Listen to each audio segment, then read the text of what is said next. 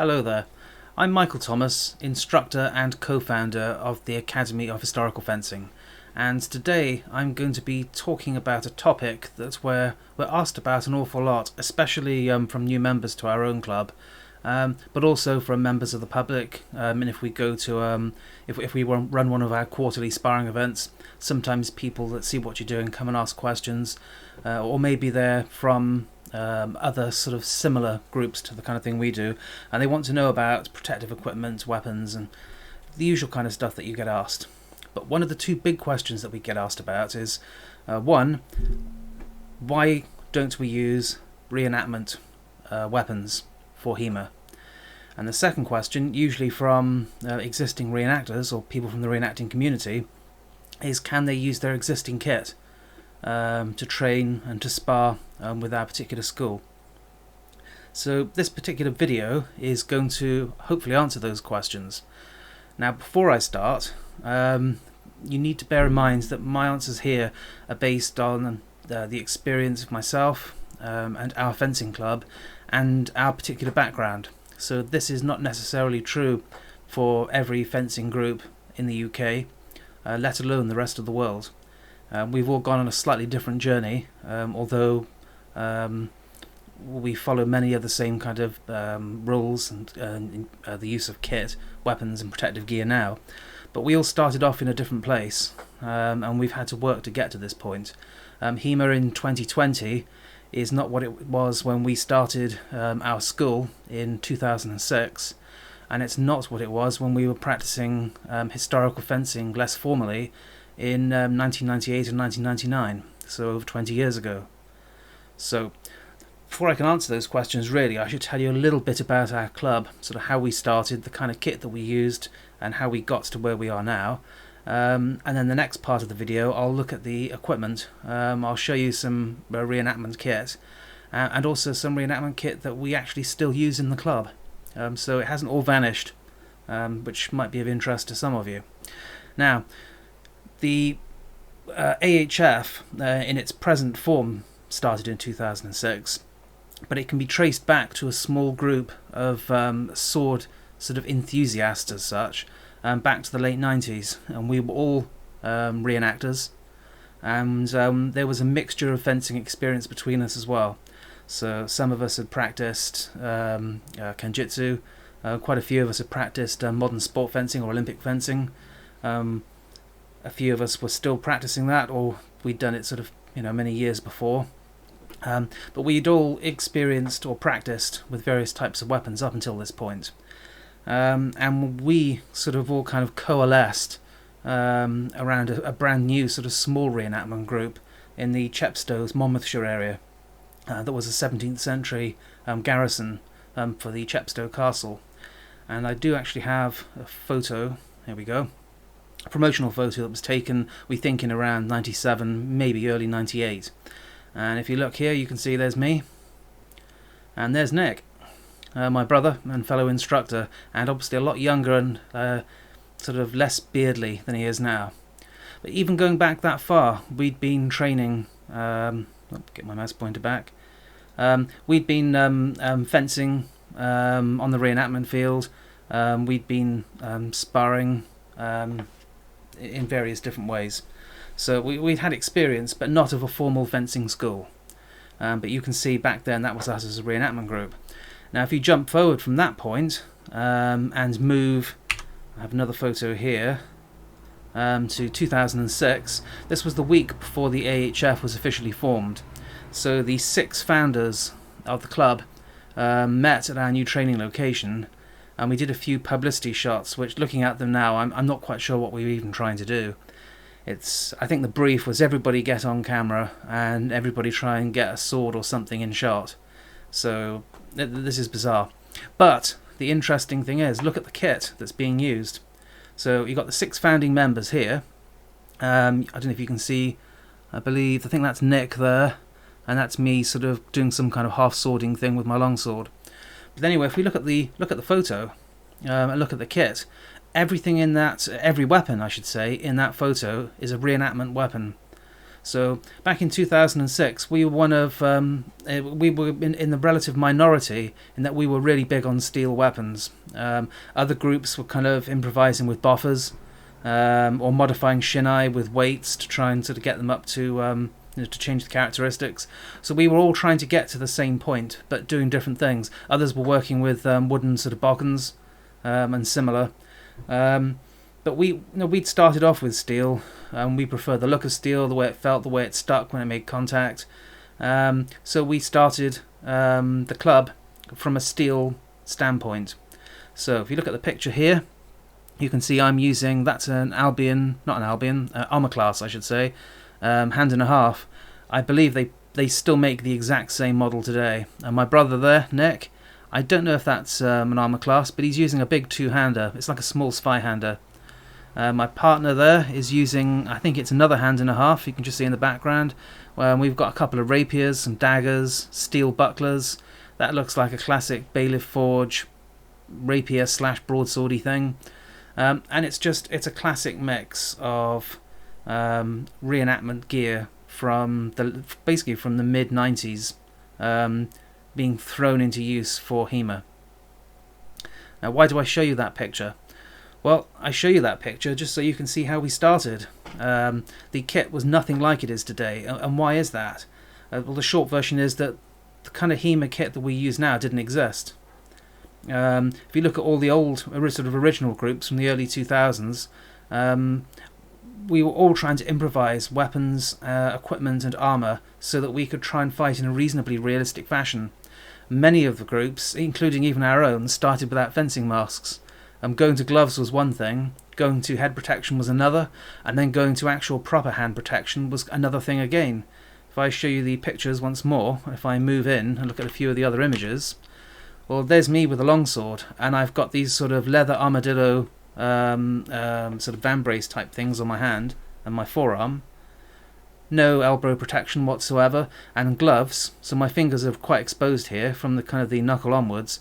That's just a pair of gardening gloves. There's Nick looking a bit stunned, but you'll notice he's using a single-handed armour class.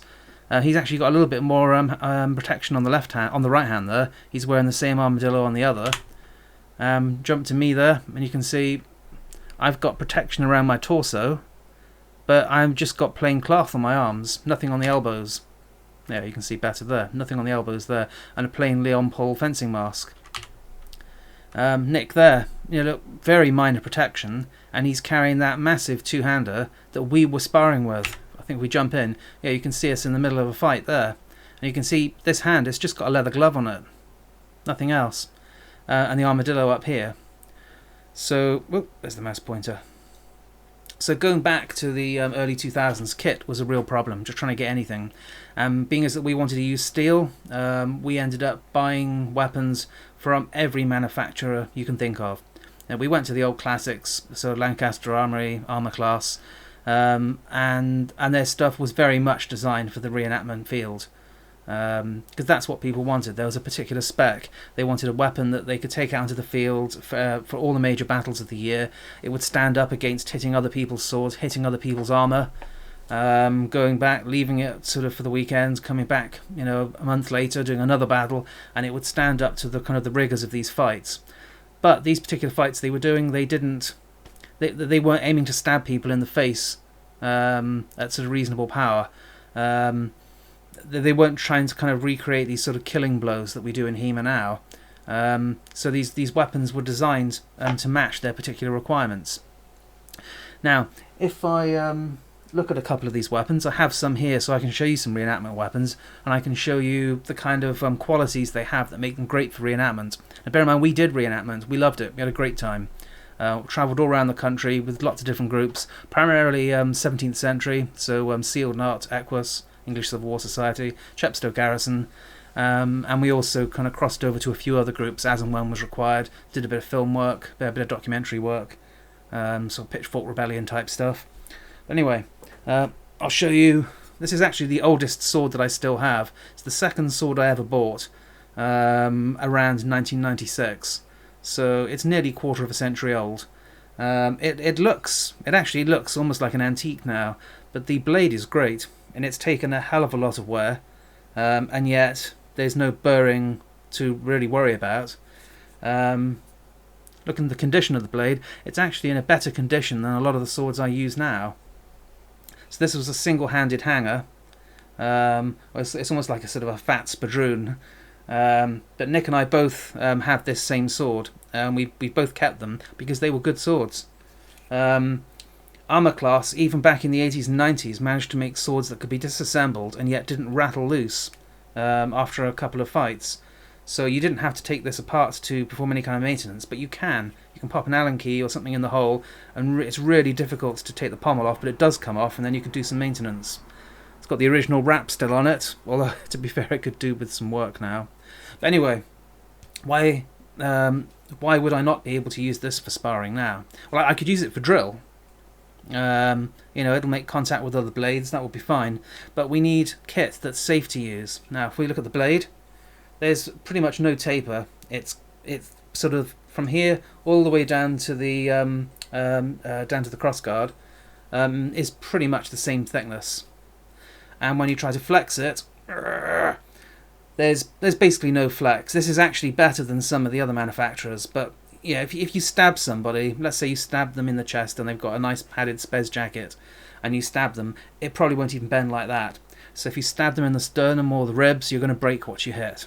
So we couldn't use this for thrust work. Cutting, again, we got equal mass all the way down the blade, so when it hits the body, it hits like a bar.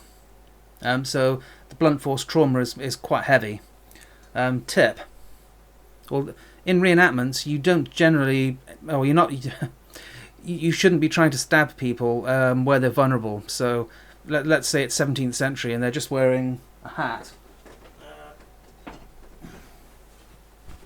They're just wearing a hat on their head. They've got their musket, they've got their doublet, and you think, oh, their face is vulnerable, I'm going to stab them in the face. Well, you can do that, and then you'll probably be escorted off the fields in a police car, and never to return to reenactment again. So there are different. That's actually my hat from the 90s. It's still got the original match cord that I had as a backup. So you use this sword on the reenactment field, and you've got your basic cuts and parries that you practice. So you're cutting here, you're cutting there, you're cutting from below. You're taught to telegraph the blows, so your opponents can parry them safely. If you're allowed to do any thrusting, depending on the group that you're in, there are certain areas that you can thrust, and some certain areas that you can't. Exposed places like the face, you'd never go for. And yet in HEMA, somebody comes running at me with a long sword, I want to to sort of sidestep, to maybe to parry, and simultaneously stab them in the face. And when that happens, with a modern blade, you'd expect the last half, sort of the weak of the blade, to bend significantly compared to down here, to take away as much of the energy from the impact as possible. So, couldn't thrust with these safely whatsoever. Hitting people, it's going to hurt because it hits hard. I was saying about the tip. There is no tip protection as such, because you shouldn't be stabbing anyone. And it's rounded, it's not pointy, but again, that's going to go through. There's a good chance it will go through what it hits. There's no attempt at putting protection on the end because it's not needed.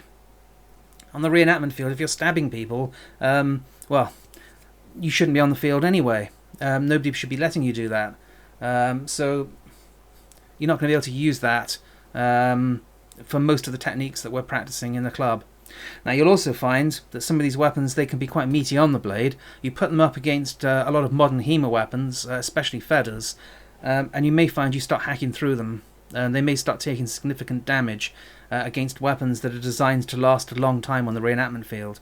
Because this, I'd be hitting pikes, other swords, for theatrical sort of demonstration, well, not demonstration, but just to make it look funky, you might be hammering away at breastplates with it. Where, of course, if you're using a real sword or trying to replicate a real sword, you don't go cutting into the armour. You avoid the armour. You want to hit the soft bits, the bits that you can actually hurt. So, looks great. It is great, to be fair. It's a really good sword. I keep it for posterity. I've owned hundreds of swords. I've sold almost all of them, and I'm left with, I don't know, probably about 30 swords. I can't keep all the swords that I've had. If we go back to those photos, Nick doesn't have that sword anymore. We don't have either of those swords. Nope, we don't have that one. We don't have that one. And that sword is actually the same as the one I'm just showing you. So Nick does still have that one. But we go through it. None of these swords in this picture here are still being used. They're just not suitable for what we do. So you can, if you're still reenacting, you can keep them. Well, keep them if you want anyway. But if you're a reenactor in our club and you've been using that kind of stuff, and you're not reenacting anymore, the odds are that you've either got it rotting in a corner somewhere, or you sold it on. Most swords that I have, I sell on, just because Nick and we buy a lot, because being as we're instructors, we have to make sure everything is suitable for what we do. So we buy a lot of kit and we sell most of it back on, and we keep the things that we see value in. So in terms of history then, so we started off with this kind of reenactment kit, but of course it really compromised the way we could fight. And even though we had light gloves, poor body protection and lightweight fencing masks, we couldn't really go at each other with those kind of weapons. So we had to tone back the way that we sparred. We could train up to a point, but when it came to the sparring, we had to ease back. Obviously very careful with the hands, light contact on the head, trying to avoid the joints. Well, there are massive impairments for your technique there. And that went on for some time, and that's why other groups started to try and modify shinai, putting the weights on them, making custom buffers, all kinds of experimentation, even trying to get more flexible aluminium weapons, of which there were some really good ones, just as a way to be able to fight in a more realistic manner without causing injury.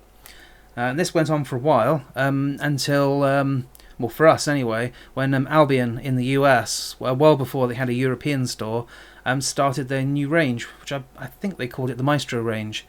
And I have, it's a little battered, but when they introduced their very first range of longswords, I bought one and had it shipped straight over from the US. So from pretty much the very first batch. And this is the, I believe it's called the Albion Lechtenauer. I think that's what they called it anyway. And it had a cord wrap, same as their Maya. I think they still sell both of these now. Now, I had this shipped from the US. The blade construction was quite different. They'd taken a lot of the material out down the fuller. They'd fattened up the edges, which was something that wasn't generally done. And you'll notice with the blade that the weak, towards the tip, flexed significantly more than the rest of the blade. The taper is, if I bring the sword along here, you can see it's quite thick, and then you come all the way down to the weak, and it's very thin. So this is like sort of the origins of what we'd eventually end up with as being sort of HEMA compatible blades and feathers. But it doesn't look like a feather, so they made it so it basically looks like a reenactment longsword, but with the features of a HEMA blade. So when these kind of swords came out, you could kind of have the best of two worlds. You'd have a sword that would probably get smashed to pieces on the reenactment field. So you put this up against a Lancaster Armory metal bar, aka a longsword, and it would take a lot of damage. But up against sort of HEMA blades, from then up till now, it would actually stand quite nicely. Now, so I can't remember when I bought this, when they first came out. It must have 2007, 2008. I can't remember when they first started making them. But you can see, other than the fact that it's been, my brother rewrapped it for me, because it had the wire originally, the cotton sort of wire wrap. Other than that, it's exactly as when I first had it. I don't use it much these days, other than for drill, because compared to modern HEMA blades, this is a monster. It feels heavy, it hits hard, and the flex is quite insignificant compared to a modern training sword. I'll move to another reenactment blade and again show you why we wouldn't be able to use this. So this was a company we bought a lot of swords from. Well, nice fingerprints. Let's not show that side. I need to give that a good clean afterwards. So this is a Heron Armory sword, and the finish on them is beautiful. You can see you've got really nice quality steel, nice fittings. They're strong. They don't rattle loose. Great reenactment weapons, and I think Heron weapons are still being used on reenactment fields all over the place. Great weapons. But again, you're talking a relatively thick blade. There's a little bit of taper on this one, but it's still pretty consistent. But look at the flex. and I'm putting a lot of effort in there, and it's struggling to go there. So again, if I stabbed somebody in the rib with this, I'm going to break the rib. So I can't use this for thrust work. And being as we do a lot of thrust work, especially if we can use this kind of sword, we're going to be thrusting around the sides, over the top, underneath. Any gap we can find, we're going to be stabbing around the shield with this. Except we can't, because it's going to cause damage. Tip-wise, again, no safe tip. That's completely flat. That's going to go through a lot of the armours that we use. Way too dangerous. Imagine that comes through and it catches between the finger and thumb. It's going to go straight through, and they do go straight through. You see, there's lots of images of blades that have gone through soft gloves, punctured in, and caused some quite nasty damage. And companies did try and make sort of hybrid weapons. So this is another armour class sword, which is quite pretty. This is one I actually bought for my partner back in the just as we started the club. And it looks like a normal reenactment blade, although very, very nice with all these extra embellishments. But the blade, it's got a massive amount of flex. In fact, if you hold this and just move it quickly left and right, it flexes like a car aerial. So it sounds like it actually might be quite safe. Although again, it doesn't have any kind of safe tip on it. But it flexes... Let's pop this back on the floor. It flexes along the entire length. I just gave something away there. You didn't see that. But yeah, so that particular sword, you've got a flex along the entire length of the blade, which means that when you're when you're cutting, going through your various actions with the sword, it's flopping all over the place. In fact, if you come really quickly from one direction to the other, the tip will actually be bent as it moves across. So, they had the right idea there, but they've taken a reenactment blade and just made it more flexible. I hadn't taken into account that you didn't want the entire blade made flexible. You wanted the last part of the last quarter, last third, maybe even the last half of the blade to flex more than the rest. So you've got you've got a safe tip. You stab somebody and there's flex, but the blade stays stiff for the rest of the action. So for parries and displacements. So again, you could just about get away with that for some drill, but you couldn't use it for sparring safely. So do we use any reenactment kit? I kind of gave it away because you may have just spotted something sneaking up into the camera. But yeah, we do use some reenactment weapons. Now, I'm going to forget about bucklers and shields and that kind of stuff. I'm just looking at blades. And we still make significant use of reenactment spec daggers and knives. As an example, this is a Heron Armory, so same company that made that Viking sword, and again, well, there is no flex whatsoever with this dagger. I usually carry at least one dagger on me during training and sparring. This one quite frequently. It has no D-ring, so it sits nice and flush against the body. It's a handy dagger to be able to draw quickly if you've been disarmed or if you're getting close, or well, you know what it's like when you're sparring. You want to get in there and use the dagger. So how can we get away with using this? Well, obviously it doesn't bend, so you can't sort of go and do full contact knife fighting with this. It's going to injure people. But for sensible people, myself, my brother, who obviously doing this a long time, and anybody else that's experienced, you can draw this. It will parry. It's sturdy, it's strong, it's not going to snap. You can parry long swords with this, no problem. It'll beat them off nice and safely. When we have to attack our opponents, so when we want to effectively stab, we just go to point of contact. So if I was moving up and I'd moved past a blade, I'd make contact. It's just so that the tip touches my opponent, and that's it. No further, because there's going to be no flex. So it's just to make contact with the knife, with the dagger, or to draw it across the mask or something, and that's it.